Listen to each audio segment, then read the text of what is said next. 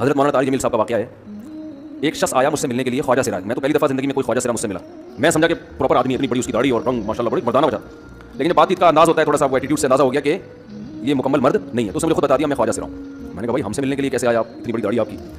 اس نے اپنا جو واقعہ سنایا نا, میں 3 دفعہ وہ واقعہ سناتے ہوئے رویا ہوں. اور جب وہ سنا رہا تھا اس وقت میری آنکھوں سے آنسو نکل رہے تھے. اس نے ابھی بھی میرا بیان سنتا ہے وہ. اس نے واقعہ سنایا کہ میں جب پیدا ہوا تھا نا تو میں خواجہ سرا تھا. گھر میں ایسا بچہ پیدا ہو جائے والدین کی طرف سے عزت نہیں ملتی. جب 10-12 سال کا ہوا تو نہ بھائی مجھے عزت دے رہا ہے اور نہ میرا والد مجھے عزت دے رہا ہے. میں بھائی کے ساتھ کہتا ہوں مجھے باہر لے کے جاؤ تو کہتے ہیں لوگ میرا مذاق اڑائیں گے تمہیں دیکھ کے. ظاہر اس کی حرکتیں تھوڑی زنانہ لڑکیوں والی حرکتیں ہوتی ہیں. اور والد بھی کہیں محفلوں میں نہیں لے کے جا رہے, ایک مذاق اڑایا جاتا ہے. کہنے ایک دفعہ میں کہیں گزر رہا تھا تو یہ جو ہوتے ہیں نا خواجہ سراؤں کی پوری ایک جماعت تھی, انہوں نے مجھے پہچان لیا, دیکھا اتنا اچھا اس وقت اس کی داڑھی اور یعنی اس میں خواتین والی ہی علامتیں تھیں زیادہ. تو انہوں نے مجھے کہہ رہے اتنی عزت دی, کھانا کھلایا اور اپنے گرو کے پاس لے کر گئے. اور گرو نے کہا کہ تم ہمارے ایجنٹ بن جاؤ, ہم تمہیں پھر ڈانس ماس کروائیں گے, آتے تمہارے آتے ہمارے جو بھی اس کا سیٹ. مجھے پہلی دفعہ کہیں عزت ملی.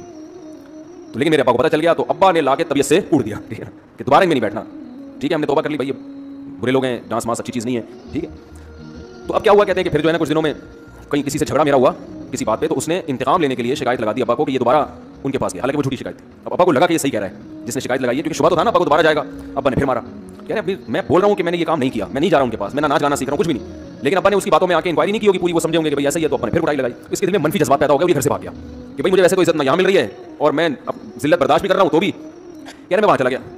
تو جب میں وہاں گیا ہوں نا خواجہ سراؤں کے یہاں, تو وہی گرو اور ڈانس, اور پھر اس نے مشہور کچھ ایکٹروں کے نام بتائے جن کے ساتھ ہم ڈانس کرتے تھے, اور پیسے آنا شروع ہو گئے, آدھے گرو کی جیب میں آدھے ہماری, اور ہٹو بچوں. لیکن ظاہر ہے کوئی عزت دار راستہ تو نہیں ہے نا.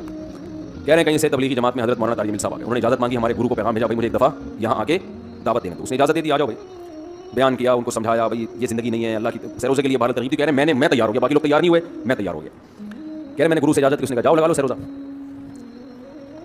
تو کہتا ہے کہ جب میں حضرت کے گھر پہ گیا ہوں نا تو حضرت پہلے سے دروازہ کھول کے ایسے انہوں نے دونوں بازو پھیلائے ہوئے تھے استقبال کے لیے, پہلے سے کھڑے ہوئے تھے علماء کے ساتھ. اتنے مشہور آدمی, اتنی بڑی سیلیبریٹی, اور اتنے بڑے بڑے علماء, ان کی پگڑیاں, ان کے اتنا خوبصورت لباس, جو خود عزت دار لوگ ہیں. کہہ رہے ایسے جو ہے نا میرے استقبال کے لیے دونوں بازو پھیلا کر کھڑے ہوئے, اور ایسے مجھے بیٹا بنا کے نا اپنے سینے سے لگایا کہ تو میرا بیٹا ہے. کہہ رہے خدا کی قسم مجھے زندگی میں پہلی مرتبہ ایسی عزت ملی مجھے کسی سے. اور اس عزت دینے میں مولانا کا کوئی مفاد, بولو بھائی, کچھ بھی, بلکہ ذلت ہوگی نا. لوگ کہتے ہیں خواجہ سرا کو بیٹا بنایا, اور اس وقت اس بیچارے میں کچھ زنانہ سی علامتیں بھی تھیں. تو خواجہ سرا کو کیا دے رہے ہیں, عزت دے رہے ہیں. کیا کسی تاجر پہ محنت کرو تو تھوڑا چندہ دے دے گا مدرسے کو, ایسا ہی ہے نا. اور کسی افسر پہ محنت کرو تو تعلقات کیا ہو جائیں گے, جب وہ دین پر آئے گا تو اس سے کیا فائدہ. تو باپ ایسے ان لوگوں کو ریجیکٹ کر دیتے ہیں, بھائی اپنانے سے. کہہ رہے مجھے یہ اپنا رہے ہیں, ایسے سینے سے لگایا انہوں نے, اور مجھے سہروزے کی جماعت میں اپنے ساتھ لے کر گئے, کھلاتے تھے, بڑا خیال رکھوایا میرا.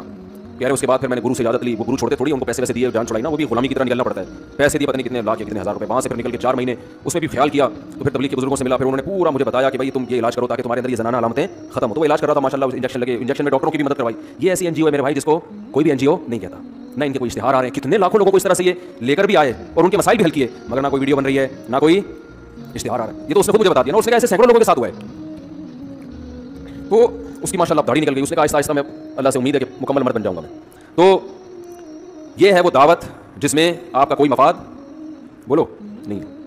تو دعوت کے کام میں جب تک اس درجے کا اخلاص نہیں ہوگا, اس وقت تک آپ کی دعوت میں جان پیدا